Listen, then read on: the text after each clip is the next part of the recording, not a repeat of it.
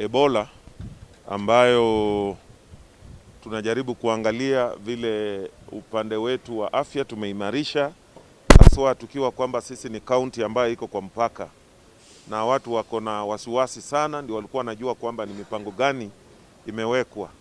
So nimeongea na afisa huyu hapa ambapo nimetua kigafla na kuona tu ni vipi wamejihami, na amenieleza kwamba wana pale ile electronic screening ambayo inachukua the first thing kama kuna symptoms ni mambo ya temperature ambao wanachukua hapo, alafu ikiwa temperature ambayo iko juu zaidi, wamenieleza kwamba wana isolate those particular individuals and do maybe further tests on them.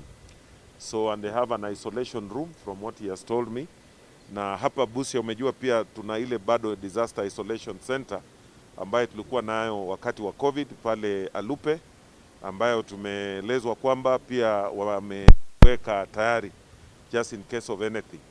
Lakini pia tutaomba kwamba ile activities wanafanya hapa zinafaa ziwe synchronized na jirani wetu huku upande ya Uganda, kwa sababu huku nafikiria wanapata tu report kutoka kule Mubende ambapo the first cases zimekuwa reported.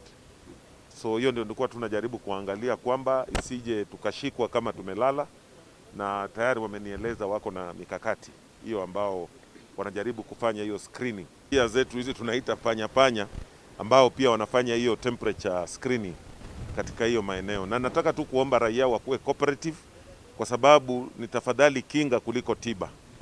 So lazima, kwa sababu Ebola umejua kwamba haina tiba wakati huu so lazima tukue waangalifu. Ukiona mtu temperature iko juu, tunaambiwa labda anafuza damu, labda anakohoa, anakifua, any symptoms ambazo tumeelezwa, uweze kwenda kupata huduma pale inahitajika. Idadi ya watu ambao wanapita katika hizi mpaka zetu Malaba na hapa Busia na hizi njia zingine ambazo ziko huku ni wengi sana, ni watu ya maelfu na maelfu, na tukiwa kwamba tutaweka ile surveillance yetu chini, tunaweza kupata shida. Unakumbuka wakati ya COVID vile shida iliingia. So wakati huu kwa sababu wako na hiyo disaster management unit, kitu ya muhimu ni prevention na detection, early detection, so that measures can be taken. Lakini pia sasa hatuwezi kuwafunga mpaka ama kukataza watu kutembea wakifanya biashara. Ile tu ni kuweka macho, kuwa macho.